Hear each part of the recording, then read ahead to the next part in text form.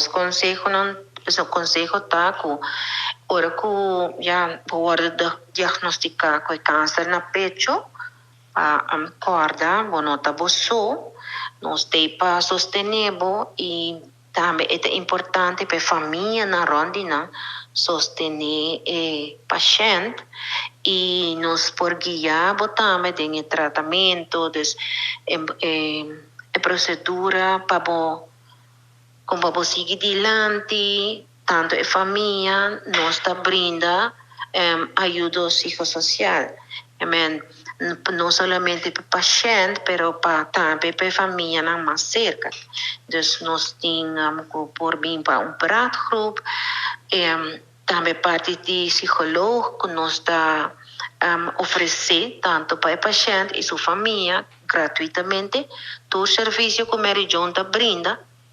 está gratuito para o paciente seguro que sim. Então, se algo assim não toca na porta,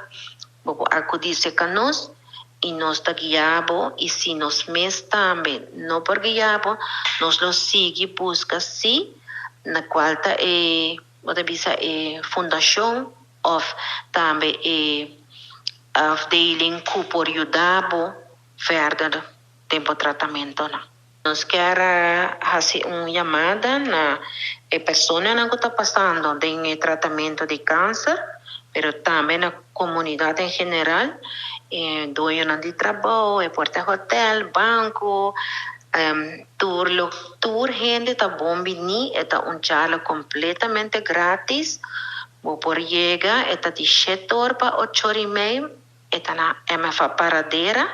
desde está central que vou por llegar mais fácil. Nós tem e também nós temos colaboração de Koningin Wilhelmina Fonds e também Stichting de Câncer contra Prostate, não também lo tem e não também lo faz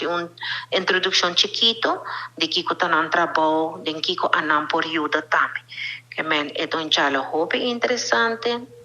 nós te invita pois não para passar escuta e mais tocante o tópico de edema. E essa aqui te promete charla de Meridian Foundation para 2023, com essa aqui um projeto que nós está start para dar mais informação do que está referido na câncer